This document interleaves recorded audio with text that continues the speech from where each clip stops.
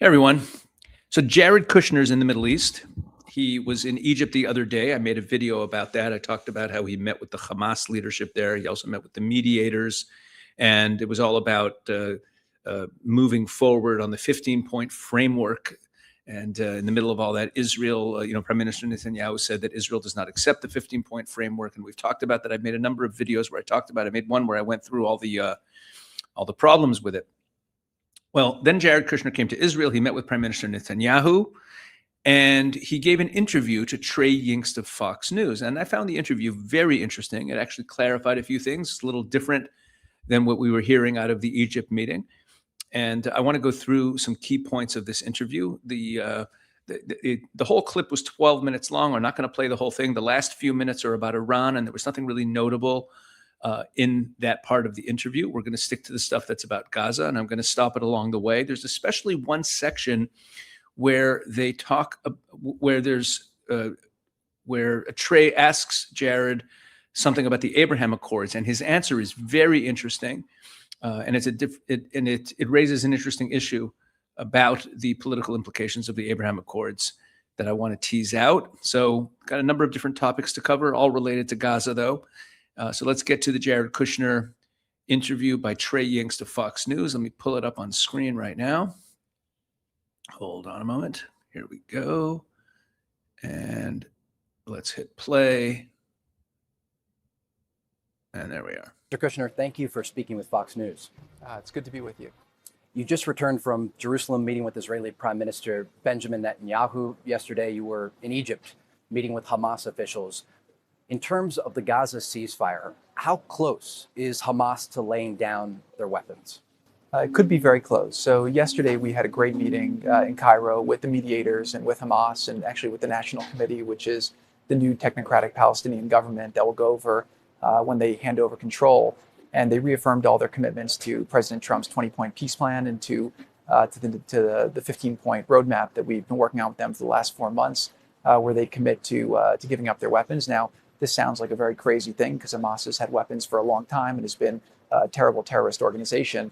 But at this point, with the pressure from all the mediators and with the United States, they do seem willing to do it. And time will tell whether that's going to be implemented. But we feel like we can be very close to knowing, and we're making a lot of progress towards trying to get to the next steps. Hamas is showing more willingness to give up their weapons. I mean, color me skeptical. I don't think I have to go into any deep commentary here. Whatever. Jared Kushner is very optimistic. He thinks it could happen, but he has more to say on this.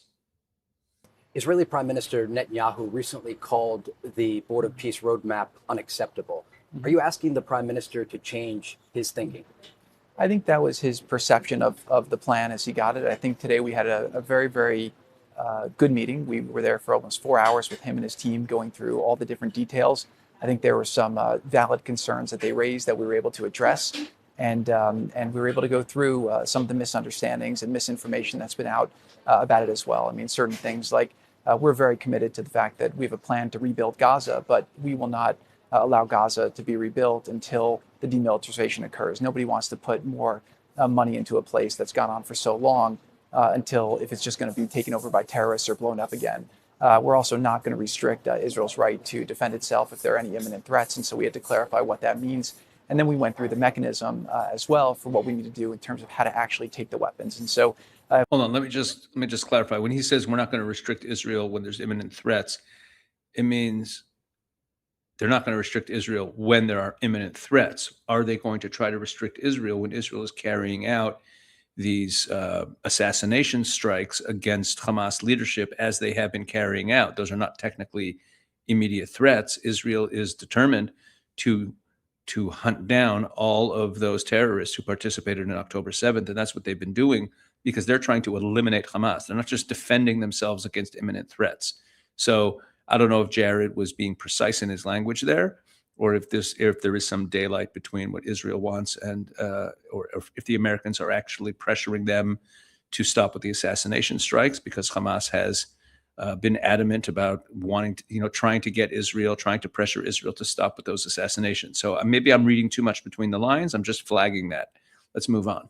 We cooperate together, and I think that we left the meeting agreeing to cooperate and work on the different areas of demilitarization and some of the humanitarian steps that we want to make in order to improve Gaza, we could be seeing progress, in as much as in as little as 30 days. Hopefully, on starting to take some of the weapons out, and hopefully, filling in some of the tunnels as well in the next 60 to 90 days as well. So progress could come quite soon, but we do need cooperation from both sides, and we're going to hopefully get through it. But we've made a lot of progress to get here. You met yesterday in Egypt with Hamas chief Khalil al-Hayya. Did he commit to giving up weapons in the next 30 days? Yeah, so he signed a document on it last week, and he further reiterated his commitment to it. And I will say, we've come. Okay, we'll move on. But did you catch that? Khalil al-Hayya actually signed a document that said that Hamas would disarm, and then reiterated last week and reiterated that commitment this week. Okay, let's just keep that. We'll put that on the shelf. That's fascinating. Come a long way. A year ago, there was 20 hostages in Gaza. There are 28 bodies. There was there's a hot war going on, and what we've been able to accomplish under President Trump's leadership over the last year has been pretty remarkable. And nobody thought we'd be able to get this war done. This war cast a black cloud over the world for a long time. It was causing a lot of just hatred and controversy in the world. And a lot of people didn't think we'd get it done. And then when we got it done, people didn't think they'd actually let the hostages out alive. And we were able to accomplish that. And then people thought we wouldn't be able to get the bodies out. We've gotten all 28 remains of the dead hostages out as well. So for the first time now since 2014, there's no live or dead hostages of Israelis in Gaza, and that's created an opportunity. We've also then focused on how do we come up with a plan for the Palestinian people in Gaza to live a better life, and we've surged more aid in there into a war zone than at any time in history. We've changed the way the aid is done. Actually, the aid for Gaza, the UN spends 3 times the amount per person in Gaza than they do in Syria. So it's just this complex. The UN spends 3 times per person in Gaza than they do in Syria. No further comment. Of theft and graft that's been going on for a while. And we're able to change a lot of the way that's been done by working with the United Nations so that Hamas has been able to steal, hopefully none, but a lot less of the money from the aid. And so now the malnutrition rate in Gaza is one of the lowest in the world. And Hamas is at a point where the malnutrition rate in Gaza is one of the lowest in the world. There's 3 times as much aid per person in Gaza, 3 times as much as there is in Syria. Has anyone heard about a mass starvation crisis in Syria? We were told that Gazans were starving. One of the lowest malnutrition rates in the world. 3 times the aid as in Syria. That's why Hamas still has money. That's why. For all this time, all these months that have been passing, 3 times the aid that is given to a different country and right nearby per person is all going into Hamas. And then they're weaponizing that aid, selling it, making it, storing it. This is, turning it into cash. Unbelievable. I digress. It cannot continue. We've isolated them in the Arab world, and hopefully we can do this in a good way where we can get the weapons and move on. And for Israel, we think this is a win-win situation because if Hamas actually gives over the weapons and the tunnels, willingly over the next 60 to 90 days, that obviously would be the elimination of a huge security threat for Israel, almost an unthinkable achievement. And if they don't follow through now on their commitment, everyone will see that they're not genuine about peace, and then Israel will have a lot more support from the U.S. and others to go and finish the job in the appropriate way.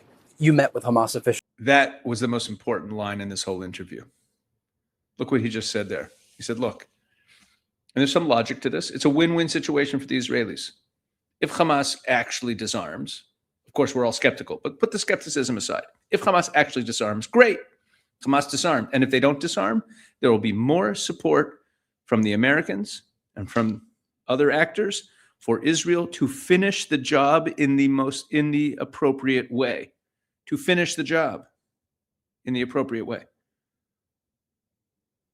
That is that signaling support for Israel to actually, basically say to Israel, listen, give it one more chance. Let's see if we can disarm them.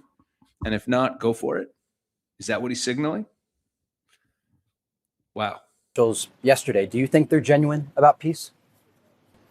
They said all the right things, but obviously it's very, very hard to trust, a terrorist organization that that committed these terrible atrocities. But we had a very cordial meeting, and they said all the right things. And so we're going to give them a chance to perform, but it's going to have to be based on actions and steps.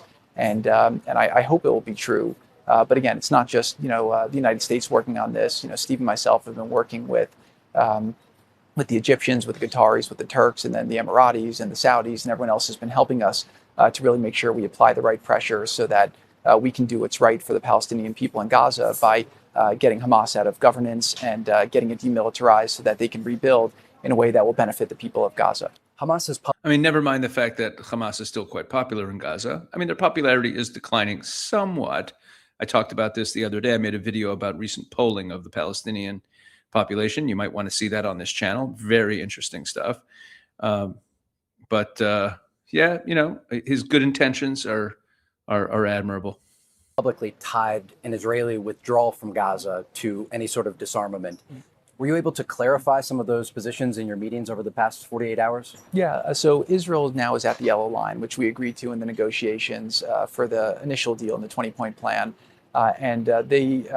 Right now, we have to show that Hamas is serious. There's been many violations, by them of the agreement. And then once we get them into full compliance with the agreement, and we're able to get the demilitarization done, then we'll discuss the Israeli withdrawal. But the goal ultimately is for Israel to withdraw from Gaza, but only when Hamas is really demilitarized and there's a whole governance in place there that hopefully can work on helping the people grow. And we don't want Gaza to ever be a threat to Israel again. And I think the good part about our meeting today, and there was many good parts of it, was that Prime Minister Netanyahu and I agreed that we share the exact same goals, which is a demilitarized Gaza.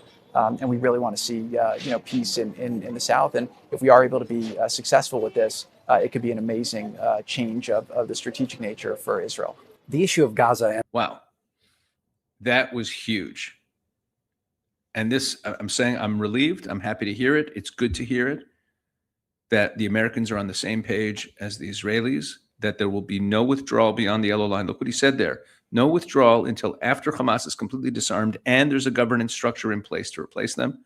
Only then will Israel begin to withdraw. And this was the whole issue that I said we have to watch for. It was the whole problem with the 15-point framework. And I think here he is very subtly, very diplomatically, without saying so, actually walking back part of the 15-point plan, which, as Mladenov said in a post on X, that withdrawal would be in lockstep with disarmament, that it would be some sort of simultaneous quid pro quo process. And here Jared Kushner was saying, no. This is more like the sequencing in the 20-point plan, that Hamas is to be completely disarmed before Israel withdraws. So good to hear. The Palestinian people has been directly tied to the Abraham Accords and your efforts to get more countries to sign on to this agreement. Do you believe the agreement will be expanded under the Trump administration? So the answer is yes. We have a lot of very good active conversations going with countries, some obvious, some not obvious.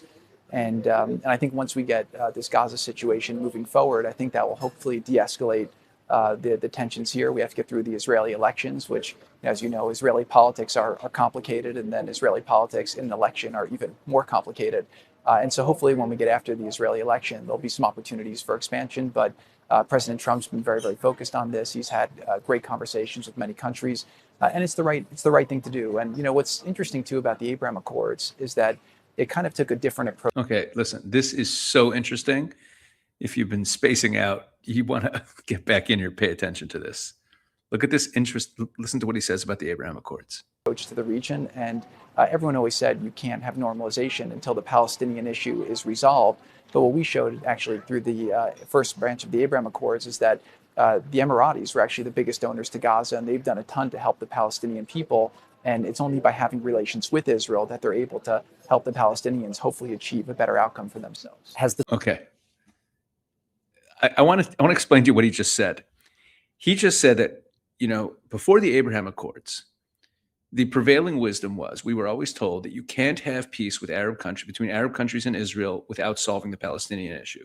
And lo and behold, look at the Abraham Accords. It was actually in the reverse. The Emiratis normalized with Israel. They made peace with Israel. And as a result of that peace with Israel, They improved life for the Palestinian people. Didn't bring them a Palestinian state, but it improved life for the Palestinian people. So he's justifying the Abraham Accords that way, but he also seems to be implying something, because the Emirates, in the Abraham Accords, it says that there will be work towards a Palestinian state, like as a kind of like commitment that there will be some future work towards a Palestinian state. That might have just been, window dressing, that it had to be in there, but that these countries actually didn't care. But it's interesting that for Jared Kushner's formulation, what he seems to be implying is that the Abraham Accords actually can facilitate a better outcome for the Palestinians, meaning possibly even facilitate their aspirations for statehood. Could come out of the Abraham Accords, out of bringing more nations into peace with Israel. I don't know exactly what he's implying there, but I want to share with you an interesting quote here, and this is from the testimony that was submitted to Congress by former Ambassador David Friedman. So, Ambassador Friedman, now he gave testimony on July 22nd, just last month, building a new regional security architecture, the next phase of the Abraham Accords, and it was testimony that was given before the House Committee on Foreign Affairs, the Subcommittee on the Middle East and North Africa. His actual testimony, if you find the video of it, doesn't include everything that's in this. That's very common. They give you a few minutes to talk, but there's a submitted written testimony that goes into the record. And this is that testimony. Ambassador Friedman was kind enough to share it with me. And I want to show you one passage in it. Right here. The fact that the Abraham Accords did not resolve the Israeli-Palestinian conflict is a feature, not a bug, of the deal. The Accord sent a clear message to the Palestinians that the days in which they held the Middle East hostage had ended. The Middle East would embark on a path to peace and prosperity with or without them. And they were well advised to think about how to create a better future for their people. Regrettably, the Palestinians did not internalize this message. Aided by a compliant Biden administration, they continued to build terror tunnels, to fire missiles at Israeli civilians, to repress their own people, and even to continue the pay for slave program, in which large financial rewards were provided by the Palestinian Authority to terrorists who murdered Jews. I want to emphasize one point we all struggle with, as we all struggle with the challenge of expanding the Abraham Accords. Israel already has done the two-state experiment, and that folly almost destroyed the Jewish state. We're talking about pulling out of Gaza. Israel left Gaza entirely in 2005. It handed the territory over to the exclusive control of the Palestinians. The world ran to throw money at this Palestinian-only enclave to help it succeed, but the residents of Gaza elected Hamas to power, which proceeded to deploy the Gaza funding for all the wrong, malign activities, which has been extensively documented. When Hamas attacked Israel on October 7th, the residents cheered and celebrated, as did the Palestinians in Judea and Samaria. Today, Hamas has retained and even expanded its popularity. Talk of a Palestinian state in the halls of Congress or the palaces of Europe is just wildly out of touch with the realities on the ground. Importantly, all future Abraham Accords partners understand those realities well, as do middle-class Palestinians living in Judea and Samaria. I know them. They do not want to be ruled by repressive, violent, and corrupt leaders, which are the only leaders currently or foreseeably available. A Palestinian state will not advance the Abraham Accords. It will destroy them. It will consume the region with even more conflict and violence. Beautifully said by Ambassador David Friedman. And, so in his formulation, the Abraham Accords was actually taking the Arab countries saying, we're moving past the Palestinian issue, that we can't let it hijack the region. And if the Palestinians want a better life for themselves, they have to reconcile themselves with the state of Israel and figure out a different way to have a better life than trying to destroy the state of Israel. The drive for Palestinian statehood is a drive for the destruction of Israel. Jared Kushner's formulation is, well, if the Palestinians want a better outcome for themselves, the Abraham Accords actually helps them because it brings more Arab countries into better relationship with Israel, because it's a totally different way of thinking of things. in terms of the effect of the Abraham Accords. And there might be some logic to what Jared Kushner is saying, because he's saying, hey, look, if you have these Abraham Accords countries that get involved with relationships with Israel, and then they start advocating for a Palestinian state, it could help the Palestinians. Or maybe when he says a better outcome for the Palestinians, it's got nothing to do with the Palestinian state. He's going to talk about a Palestinian state a little bit more in the next couple of minutes. Look what he says. The Trump administration ruled out recognizing a Palestinian state. I think before we could even talk about the political nature of a state, what we want to see is that the Palestinians can govern themselves. And I think that with the PA, they fall very, very short on the standard you need for somebody who can be qualified for a state. I think they have a lot of reforms they need to do, which the Saudis, the French, everyone agrees with us on. And so the government's been working on what the right set of reforms are. Whether they'll actually do it is another question. They've been threatening to reform for a decade now. And then in Gaza, if we have the National Committee, which will be a Palestinian technocratic committee, and they show that they can govern in a way that benefits the people of Gaza, then maybe we can talk about a political horizon later on in the future. But before you do that, you need to establish that the Palestinians could have governance that, number one, can be make their people and their neighbors secure, and number two, can focus on creating opportunities for their people to live safely and have a better life and create good economics and good investment in the place and hopefully live in a peaceful way. But I believe Israel has a strong desire to live in peace. They've been through now 3 years of war. It's been very hard for the country, very hard for the people. I think there's a lot of emotion in Israel and in the region. But as I travel around the region, I do think people are tired of war. I think they're ready for something new. But it's just sometimes hard, who's going to take the first step and how do you build trust when there's so little trust that's now been eroded. But we see a lot of positive indications, and President Trump has, pulled off miracles before in the Middle East, and he's very committed to continuing to do things that nobody thinks is possible. Okay. I was very happy to hear this. I thought it was very refreshing to hear what he said about the Palestinian Authority, that they fall very short of being able to govern, that they have lots of reforms that they have to undergo, that the mediators, the Saudis, the French agree that we have to work out what those reforms are. It sounds like they're actually having conversations about specific reforms that need to happen. And this is so important. I made a video a few days ago about the meeting between Erdogan and Abbas. If you haven't seen it, you got to see that video, where I laid out there that the Palestinian Authority side, the Turks, the enemies of Israel, are going to be trying to sell us on the fact that the Palestinian Authority has reformed, and their evidence for reform is that they're having elections. And I predicted that this will be a narrative that is going to be fed to us. I still believe it's going to happen.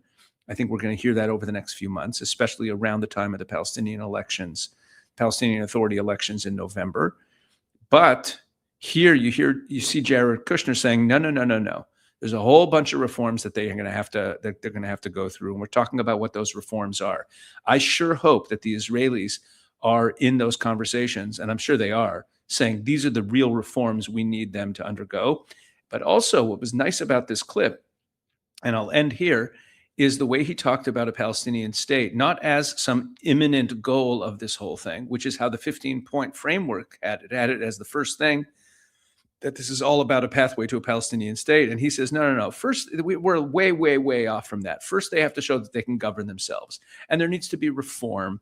And we need to know that they actually have some credible governance. And then that could set the conditions in a kind of aspirational way. And I liked hearing that, because that brings us back to the language of the original 20-point peace plan. And the original 20-point peace plan, here it is. The Palestinian state only appears all the way at the end in point 19 of the 20 points. And look what it says. While Gaza redevelopment advances, and when the PA reform program is faithfully carried out, the conditions may finally be in place for a credible pathway to Palestinian self-determination and statehood, which we recognize as the aspiration of the Palestinian people. I wouldn't be surprised to learn that Jared Kushner even wrote that paragraph. It sounds exactly like what he just said in this interview. So, we have to keep a level head. It's very common in the pro-Israel community for When things look like they're turning against us, we say, "Oh my gosh, everyone's betrayed us." The sky is falling, and if things are going well, we think, the redemption has arrived. We just have to be very realistic and level-headed. The Americans are negotiating with these people. We're skeptical about it. We don't like seeing Jared Kushner sitting with Khalil al-Khaya saying, "Oh, we signed an agreement." It seems naive, but I think these people are a little less naive than we realize. Are they going to still be with us when we really hold a hard line and refuse to accept half measures and insist on the agreements that we agreed to, the 20-point plan being implemented as written, sequentially and in every other way? I mean, there's still many bumps in the road ahead of us, but I was encouraged by this interview with Jared Kushner. Very interesting. I hope you found this interesting. We're going to leave it there for now, and I'll be back with you with more tomorrow. Please make sure you're subscribed to this channel. And please, if you found this interesting, share it with someone. Think of one person you know who might find this interesting. Please go ahead and share it with them, and make sure you're checking out all the content we're putting up at Israel 365 News YouTube channel as well. God bless.